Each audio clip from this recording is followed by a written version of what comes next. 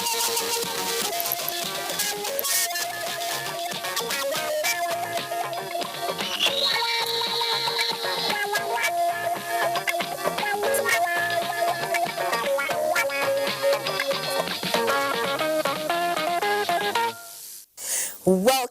to the longest running human angle program in Nigeria, Newsline.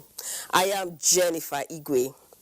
As usual, we have a bountiful supply of impact stories on our lineup today. The death of one's husband and life after his demise should not be that of condemnation laced with dehumanizing experiences. Sadly, it is still the order of the day in some parts of the country. Our report on this is worth telling for needed impact. Then jungle justice, no doubt, is barbaric. And the irony of such mob action is that judgment is meted out on victims by many who have no clue what the law says and may not even be law-abiding themselves. And although some lynched during such mob actions may truly be guilty, taking laws into one's hands makes those perpetrating jungle justice equally criminals. How can this ugly trend be checked? Stay on the line to find out. Then the travail of someone battling with a life-threatening ailment, a baby who was sold by some heartless individuals, and a centenarian who attended celebrity status just because of a letter, and other interesting stories are on queue just for you. We also have initiatives by brands and corporate organizations, including a social diary and stories that showcase our rich cultural heritage. Now you see why I say our package today is loaded. But I'll stop here so that my colleague, Claire Adelabu Abdurazak, will take the news for the day. Hello, Claire. Give you a clap. Thank you. And indeed, Newsline is heading for GG Records. Hello and welcome. Let's get on with the news now. And President Muhammadu Buhari has expressed the conviction that with the recent measures put in place, the Boko Haram insurgency will be contained sooner than later. Now, he said this in audience with renowned Islamic scholar and leader of Tijaniya movement in Nigeria, Sheikh Tahiru Usman Bauchi, at his official residence. President Buhari says although the situation is not peculiar to Nigeria, the federal government will not relent until the menace is brought under control. He directs the nation's military and other security services to be more proactive, decisive, and if need be, ruthless in smoking and effectively taking out the criminal elements. President Buhari, however, called on Nigerians to be more understanding and supportive with intelligence and prayers, and also reassures Nigerians that justice will not be compromised in the implementation of the next level agenda. On its part, Sheikh Tahiru Usman Bauchi, alongside his children, commiserated with the president over the recent killing of Nigerians by Boko Haram in Borno State and assured the president that members of the Tijaniya movement in Nigeria will continue to support genuine efforts at making Nigeria better with prayers for divine intervention. State House correspondent Adamu Sambo reports that special prayers were offered for the nation and its leaders during the visit. And about 30 people have been killed by armed bandits and properties worth millions of naira destroyed at Sanwa and Dankar villages in Batsari local government area of Katsina State. Abdul Malik Hassan reports that the bandits stormed the villages at midnight Friday. The residents of the two villages have since the emergence of the insurgency been living in a relative peace. However, the attack by the armed bandits on the residents on Friday have changed the mood of the two villages, Dankar and Sanwa. As at the time NT News visited the villages, they were in total silence, the remaining people looking gloomy and brooding over the unfortunate midnight attack. The inferno led to the death of 13 people, including women and infant children, and remaining 17 trying to escape the fire were shot dead in the villages. They stormed the villages, locked down the residents who are sleeping in their houses and set the houses ablaze. They destroyed our properties and now we are homeless. NTA News observed that some of those left have fled the villages to another safe place. The Katsina State Police Commissioner Sanusi Buba visited the area to assess the level of damage. And no network here, and then also the distance and the bad road. That notwithstanding, they were able to come and engage them to a large extent. His Excellency has done his best in ensuring that sanity is brought to bear. He said critical investigation will be carried out to ensure that the perpetrators are brought to book. The attack was coming less than 2 months since the state government restricted the motorcycles from the hours of 7 p.m. in the evening to 6 o'clock in the morning. Meanwhile, President Muhammadu Buhari has condemned the latest round of attacks on farmers by bandits in Dankar and Sanwa villages in Batsari local government area of Katsina State, warning that killing people in the name of revenge is unacceptable. Reacting to the incident, which destroyed many homes and killed much more over the weekend, the president warns that no one in the country has a right to take laws into their own hands by way of self-help or revenge. The president emphasized that local communities should hand over suspects to law enforcement authorities instead of meting out capital punishment, which creates a cycle of revenge and counter-revenge.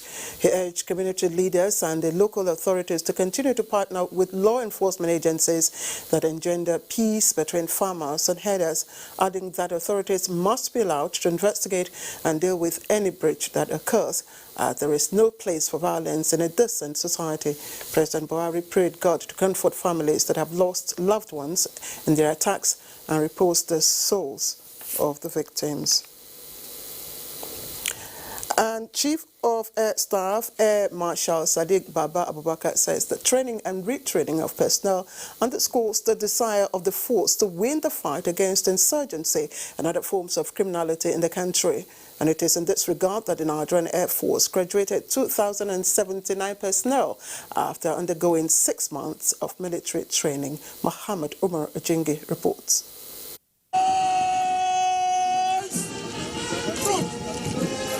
This is the moment they have been waiting for after 24 weeks of intensive military training. The recruits are equipped with the required skills to discharge their responsibility of protecting the territorial integrity of the country. The reviewing officer of the parade and chief of the Air Staff, Air Marshal Sadiq Baba Abubakar, re-emphasized the readiness of the force to bring to an end attacks by Boko Haram in the northeast. The Nigerian Air Force had made some remarkable strides in its restructuring efforts. The establishment of the Special Operations Command was carefully considered to address the challenges of asymmetric warfare, such as the one posed by Boko Haram terrorists. A number of prestigious awards were presented to the personnel who distinguished themselves, including Chief of the Air Staff Award won by Recruit Muhammad. Meanwhile, to provide a decent accommodation for the personnel, the Chief of Air Staff inaugurated 3 blocks of flats built for airmen instructors. In Kaduna, I am Muhammad Umar Ajingi, NTA News. In Lagos, traders at the popular Kugbo market again witnessed another fire incident this Sunday. 6 containers loaded with different alcoholic and non-alcoholic drinks exploded. Diana Ajale reports that the fire was curtailed through efforts of the Lagos State Emergency Management Agency and other related agencies on ground. Lagos State is a commercial hub with over 20 million people, but yet faced with frequent fire outbreak and building collapse, especially around the markets area. The fire outbreak, which occurred Sunday morning, affected 6 containers of various drinks. According to eyewitnesses, it was as a result of overheating from the containers. We don't think it's all that much. We are even scared that all this place is in danger. So, but by the grace of God, the thing is just few. We thank God for Lagos State Fire Service. They came at the right time. Director General, Lagos State Emergency Management Agency, advised the public to be mindful of how they store flammable goods. The fire affected about 6 containers and we are able to curtail the spread of the fire, and you can see that we are on top of the challenges and we are putting off the fire. No casualty was recorded before the fire was curtailed.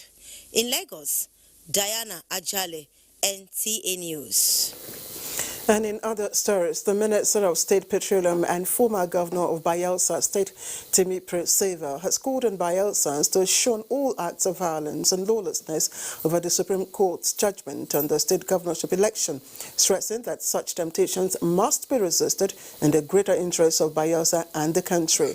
Seva, in a statement, apologizes to President Muhammadu Buhari, the First Lady, and members of their entourage who had prepared to witness the inauguration of the APC candidate for any inconvenience caused by the development.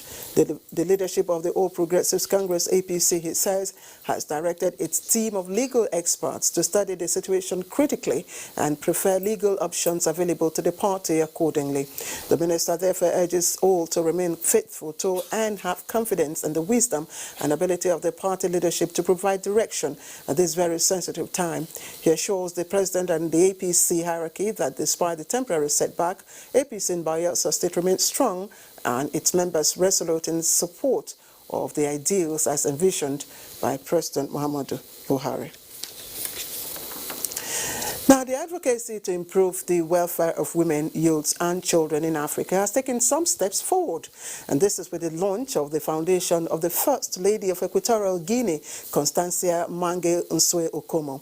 And Nigeria's First Lady, Aisha Muhammadu Buhari, who was the special guest at the event, was so excited at the initiative as it expresses the mutual interest of the two First Ladies to serve humanity. Here is State House correspondent Aliu Kabiri with the rest of the report.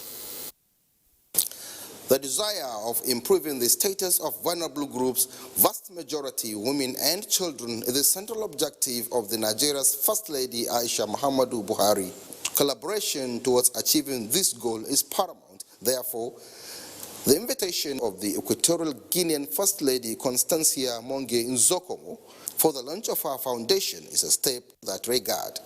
On arrival at the Equatorial Guinea International Airport in Malabo, the First Lady of Nigeria was received by the Nigerian ambassador to the Republic of Equatorial Guinea, Toko Ali Gonglong, and proceeded to the venue of the launch of the program, with all efforts centered towards upgrading the living standards of women and children in Africa.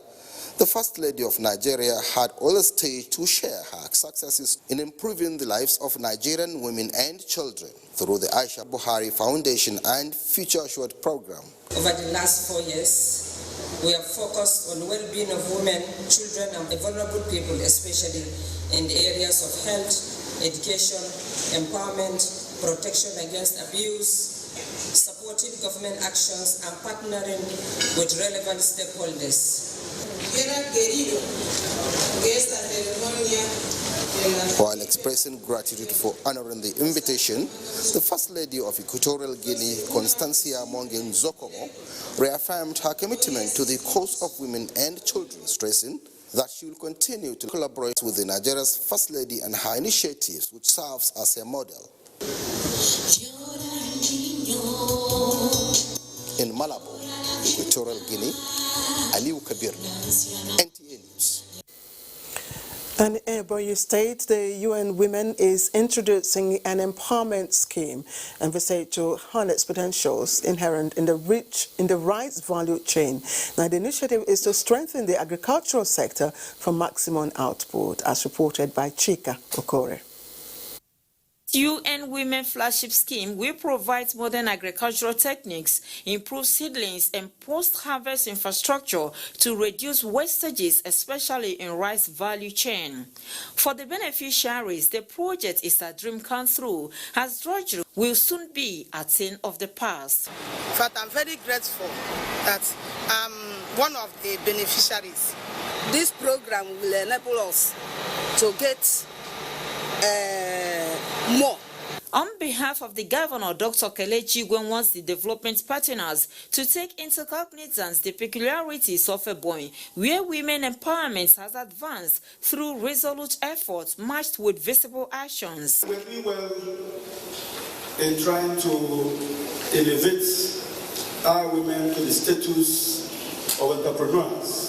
As a state government, we shall give all the support that UN Women in Nigeria requires. Mainstreaming women, who contribute over 60% agricultural workforce, will result in reducing food insecurity, promote employment opportunities, income generation, enhance the standard of living, as well as strengthen the federal government's economic recovery and growth plan. This particular program that we're launching today is part of our work here to help the government of Nigeria and Ebonyi State in particular to advance the SDGs. The program steering committee was inaugurated to build stronger synergy among stakeholders towards promoting women economic empowerment through climate-resilient agribusiness and closing gender gap.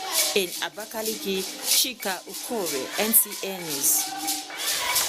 And story just in now, it says 4 persons are feared dead from a car accident involving 2 trucks which collided at Kugbo on the outskirts of Abuja, the federal capital city. The accident is said to have occurred at about 2 o'clock this afternoon and also caused several hours of gridlock and unbearable hardship for commuters. Our correspondent Lucia Adebo is still working on the story. We'll bring it as soon as it is ready. Let's go on to sports now. And local derby in Umuahia between Abia Warriors and Imba ended in violence, leading to the match officials calling it off. Manzi Marcos has the sports update. All right, and a report by Olushaya Adegbo on the accident along Kugbo on the outskirts of Abuja is ready now. So let's take it. Gridlock at Nyanya, Mararaba Road, along Abuja Kefi Expressway on working days. Residents say is a regular occurrence along that axis, but the bomber-to-bomber state of vehicular movement on weekends spells trouble in capital letters. This happened to be the case on Sunday, the 16th of February, as a board truck loaded with bags of cement had a brake failure along Kugbo, leaving casualties in its wake. I was trying to dodge the other Dangote trailer, but he saw cars, small cars around here, so he now moved back and entered under the other Dangote trailer. Findings from the men of the Federal Road Safety Corps and a press release from the Corps Public Education Officer, Bisi Kazim, indicates that those injured were taken to the hospital, while a corpse from the crash has been deposited at the mortuary. The accident led to a heavy blockage, prompting the emergency ambulance service scheme known as Zebra to swing into action. And now the situation now we are trying to clear the road for the free movement of vehicles. Other security operatives were also on ground to ease the situation, with alternative routes created to abate the situation.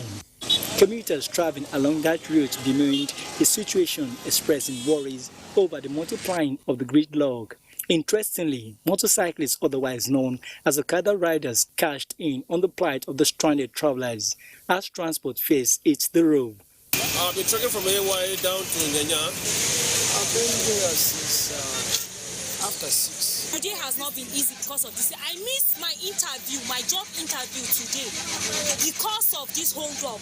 On my way coming, I was not even able to meet up. Hopefully, the situation officers of the FRSC assured will be brought under control in good time. In Abuja, Olusheye Adiagbo, NTA News.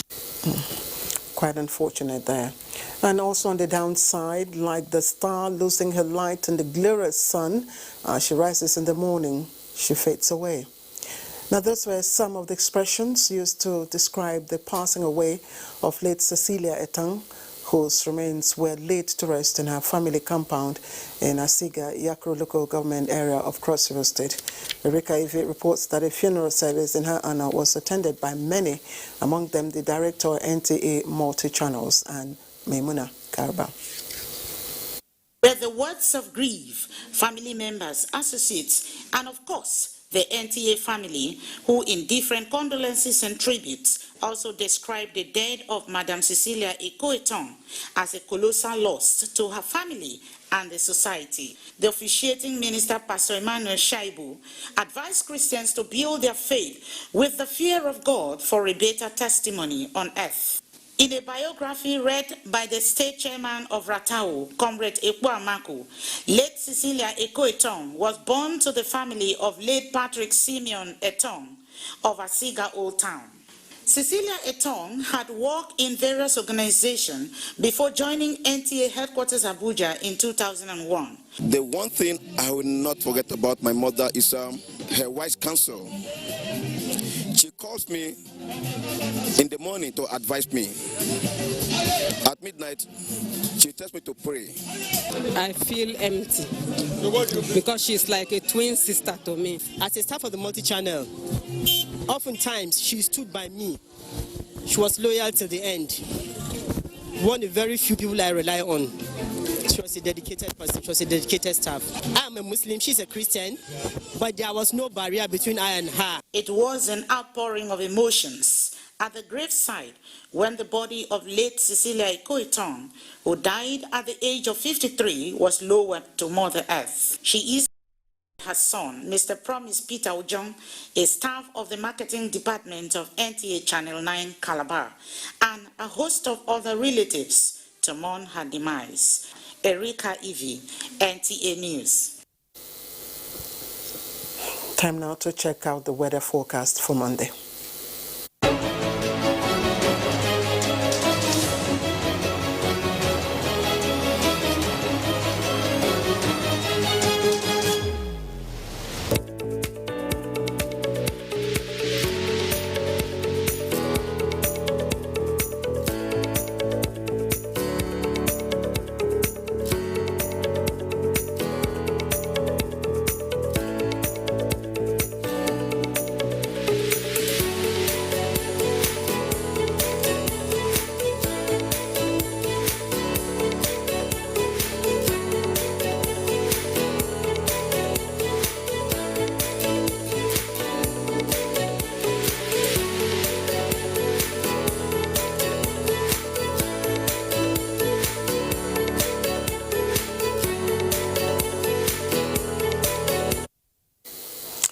And that ends the news from Abuja. I return you back to Jennifer Igwe in Lagos, who is on her way to making the Guinness Book of Records